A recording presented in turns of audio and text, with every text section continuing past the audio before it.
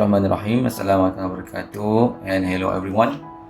Okey, dalam video ini kita tengok untuk soalan example yang kedua pula. Ini saya ambil daripada past year paper 1 semester 2 2014-2015 soalan nombor 5. Okey. So kita perhatikan soalan ini beri kita satu plan layout of the column. Tengok figure 4 shows the plan layout of column and cross section of pad footing of a building project. So kita ada column, ada pad footing.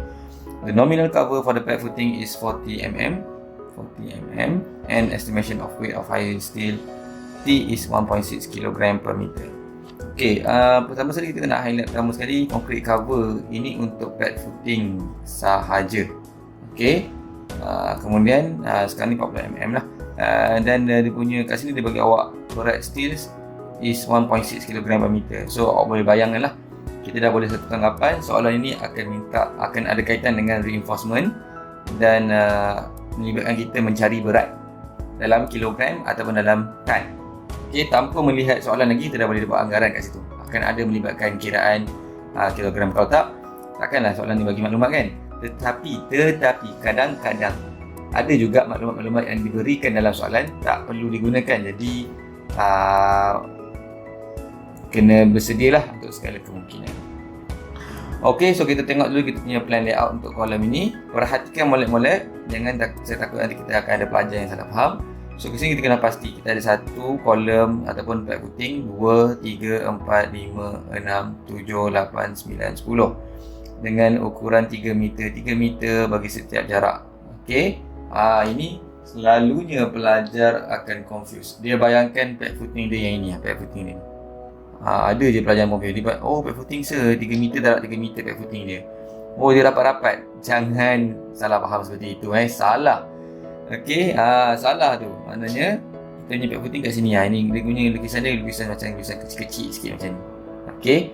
So yang ini mungkin menunjukkan dia beam. Okey, tapi dalam soalan ni mungkin tak tahulah, tengok soalan yang dia tak melibatkan beam dia. Okey, so kena faham kat situ. Alright. So selesai yang kat situ. Kemudian kita tengok pula yang seterusnya. Information yang seterusnya dia bagi kita gambar rajah cross section, plan pad footing cross section. Okey, so ni gambar rajah dia. Kita ada ground level dekat sini. Ni ground level kita, saya guna pen merah lah supaya nampak. Saya tanda ground beam, ground level. Kemudian jarak sampai ke bawah sini sampai kita punya pad footing kita 1.5 meter dalam. Kemudian kita ada blinding layer. Blinding tu konkrit inilah, konkrit binding pun boleh juga. 50 mm yang ni tambahan dia. Okey, dengan lebar kita punya pad footing ni 1.5. Okey, dan kita biasanya kita akan assume 1.5 darat dengan 1.5. Maknanya kita punya pad footing ni untuk syllabus kita, pad footing biasanya akan square. Dia akan square. So maknanya lebar dia pun 1.5 meter jugalah, ataupun 1500 cm. Main reinforcement bar ada T16, ada 10 number of steel, 5 dekat each direction, maknanya 1, 2, 3, 4, 5 dan satu lagi 1, 2, 3, 4, 5 yang belakang ni yang kita bawah ni. Okey. So total dia 10 lah. Atas 5, bawah 5. Okey. Cuma selalunya saya punya selalu pesan pada pelajar, jangan terlalu percaya kepada gambar rajah. So itulah cara dia, awak perhatikan, comparekan dengan maklumat yang diberikan. Kalau boleh terima, betul lah tu, boleh terima lah ni gambar rajah ni. Kadang-kadang dia tricky awak, dia letak awak 2-3 batang tapi sebenarnya dia sebut ada 5 batang setiap. So awak tak baca label. So kena alert lah tu, kena baca label. Okey, so kita tengok apa soalan nak. Okey, pertama dia minta baca soalan referring to figure 4, 1 dan 2. Estimate the following items to construct the whole pad footing. So kena faham soalan ni tentang pad footing. Tak sebut column, tak sebut beam, tak sebut yang lain, tak sebut slab, dia sebut pad footing. Jadi semua soalan ni berkaitan dengan pad footing. Baik, pertama sekali sebut the volume of soil need to be excavated in meter cube. So kalau meter cube tahulah topsoil ada dua, soil excavation ada dua saja. Trench excavation dengan topsoil excavation. Dan soalan ni pun tak mention langsung tentang topsoil, jadi kita boleh abaikan topsoil. Yang kita ada adalah meter cube ni mesti dah trench. So kita tengok trench excavation lah ni. Kemudian the length of reinforcement for high steel in meter. Okey, reinforcement bar tu ada 10 batang tadi tu kan, untuk satu pad footing. Ada berapa pad footing tadi? Ada 10 pad footing. Jadi kena berhati-hati kat situ. Kemudian the weight of reinforcement. Nampak? Soalan mesti nak dalam weight in ton. Jadi dalam kilogram kemudian kena convert kepada ton. So ini hanya untuk cari cost estimate, taking off saja, tak ada costing, tak ada abstract. Jadi sangat senanglah soalan ni. Okey. Jom kita terus buat untuk soalan A kita ni, untuk volume of trench excavation. Okey, so yang pertama pad footing trench excavation. Okey, unit dia jangan lupa meter cube. Baik. So kita start dengan putting out the dimensions first. Okey, untuk dimension, untuk length tak ada masalah. Length dia sama saja, 1.50 meter, buat dalam bentuk 2 decimal place. Kemudian width dia pun sama juga 1.50 meter. Okey, depth je kena hati-hati sikit, tu perhatikan. Okey, so macam saya kata tadi, kita nak kena pasti apa benda yang kita nak kira ni. Jadi kita kena pasti dulu. So kat sini kita punya depth kita adalah simple saja. Depth kita adalah pada ground level sampailah kepada bawah blinding layer sini. Bawah blinding layer ni, iaitu 1.5 tambah dengan 0.05 meter lah, ataupun 1500 campur dengan 50 mm. Okey, so ini simple saja. Okey, ada sesetengah soalan ni saya nak highlight dalam video ni. Ada sesetengah soalan dia mention topsoil. Dia bagi contoh topsoil 100 mm.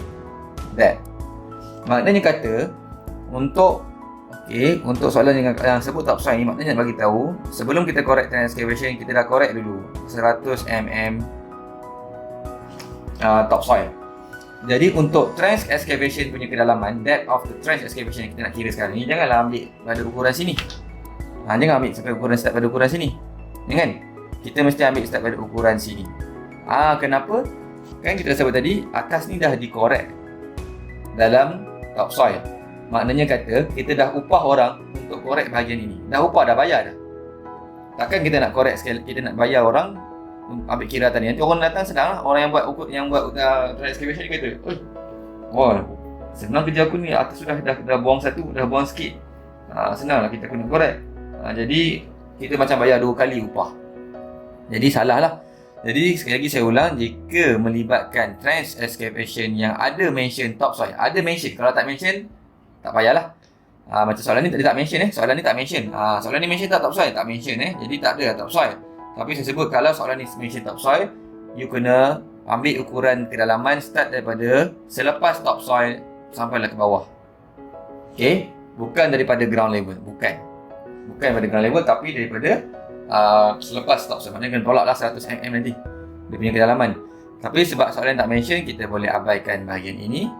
Tak adalah. Jadi kita ada hanya ini saja. Okey, jadi kita boleh ambil panjang yang sebenar dia. Jadi 1500 ataupun 1.5 campur dengan 0.05. Okey, so depth kita adalah, saya buat dalam meter terus, 1.50 meter campur dengan 0.05 meter. 50 mm dah bagi kepada 1000, dapat 0.05 meter. Okey, so dapat 1.55 meter. Okey, baik, so kita dah ada dia punya semua dimension. Okey, sekarang kita labelkan balik. Kita ada 10 pad footing. Macam mana saya tahu ada 10 pad footing? Tengok pada plan layout kita, ada 10 pad footing. Kemudian ada length dia 1.50, 1.50 dan 1.55. Bila yang ambil maklumat tu, tolong berhati-hatilah. Kalau rasa risau takut salah, awak highlight sikit benda-benda ni. Takut salah ambil kan. Jadi dapat total dia 34.88. So kat sini kita boleh buat description kita. So untuk jika soalan minta awak dalam buat taking off quantity, kena buat macam ni lah. Tapi kalau soalan tu minta tak ada minta awak apa. Dia tak minta kata by using the taking off quantities form. Dia tak bagi awak ataupun tak disediakan pada awak. Maknanya boleh je awak kira macam biasa, kira macam biasa tanpa menggunakan form. Boleh, tak ada masalah. Tapi saya suka galakkan belajar guna form. Sekali lagi sebab senang untuk pemeriksa menilai jawapan awak. So kita buat simple je, trench excavation for pad footing. Kenapa untuk siapa ni? Untuk pad footing lah. With depth with depth. Okay, kedalaman dia. Okay, dalam soalan ni dia tak mention cost dia macam mana, harga dia. Tapi kita boleh belasah je. Saya buat je not exceeding. Not exceeding, not more than, boleh, tak ada masalah. Not more than, not exceeding. Saya sebut 2 meter sebab kedalaman kita ni 1.55 meter. Jadi saya selamat less than 2 meter lah. Boleh tak saya buat not exceeding 3 meter? Boleh, kau belasah je. Less than 1.6 meter, boleh belasah, tak ada masalah. Yang penting dalam range 1.55 meter ini. Okay, saya buat not exceeding ni, titik, semicolon. Kemudian jangan lupa macam tanam pokok, backfilling, kambuskan balik, backfilling and compacting. Dah kambus, kita padatkan dia balik. Kita tepuk-tepuk. Kalau kita tanam pokok tu, kita ketuk-ketuk dengan kita punya cangkul kan, supaya dia mampat, ataupun kita pijak-pijak tanah tu supaya dia mampat. Kemudian kalau ada tanah lebih, kita kena transportkan dia. Transporting ada kos ni. Kalau kita tanam pokok tak adalah besar sangat kan, guna troli je. Tapi kalau construction yang besar-besar macam ni, kita perlukan lori, jadi ada kos kat situ. So transporting and dumping. Dumping ni buang lah. Transporting and dumping surplus soil. So biasalah, tanah tadi tak ada konkrit. Jadi bila kita dah letak footing, adalah tanah-tanah yang sepatutnya isi bahagian footing tu dah terlebih lah kan, dah dikeluarkan. Jadi kita kena buang lah dia. Dumping surplus soil. Saya buat sini ayat standard lah, 50 meter away from. Ini ayat standard lah, from side. Okay, kalau tak nak standard, you boleh buang ni. Surplus soil from side lah, tak ada masalah. Okay, ini tak ada pun tak apa, surplus soil dah, boleh lagi lah. Okay, tapi ini jawapan yang paling cemerlang lah kata orang. Okay, trench excavation, perfect footing and bla bla bla ni. Okay, so itu jawapan untuk kita yang A. Now kita nak bincang untuk jawapan B. Okay, untuk jawapan B dengan C kita boleh combinekan sekali, sebab untuk kiraan dalam bentuk weight reinforcement ni kita boleh kira dalam kita punya taking off quantity form. Jadi saya buat B dengan C sekali. Saya buat reinforcement for pad footing. Okay, saya buat dalam 2 unit, meter and ton. Boleh. Okay, so senang sekali kita tengok dimension kita, senang je. So dimensions. Okay, so kalau you all nak pause the video and identify dulu apa yang nak diukur. Okay, saya tunjuk semula. Kat mana ukuran kita? Okay, so dalam soalan ni biasanya kita punya main rebar ni, kalau saya bawa ke sini, dia berbentuk seperti ini. Maknanya ada panjang dia, kemudian ada band dia. Tapi kalau kita perhatikan dalam soalan ini, there is no information given. Tiada maklumat diberikan kepada bahagian ini. Tak ada. Jadi makna kata kita kena anggap kita punya reinforcement bar ni tidak lagi berbengkok-bengkok seperti itu. Sebaliknya dia bersifat macam ni. Mana kalau saya susun kiri kanan ni 1, 2, 3, 4, 5 dan 1, 2, 3, 4, 5. Macam tu. Dia batang yang straight saja. Jadi tak ada apa? Dia straight saja. Jadi kita tengok ukuran ini. Berapa ukuran dia ni? So simple saja. Maknanya panjang dia ini tolak dengan concrete cover dia kiri dan kanan. Itu sahaja. Okay, sebab itulah aku dapati jawapan saya kat sini. Saya letakkan length, kita ada length saja.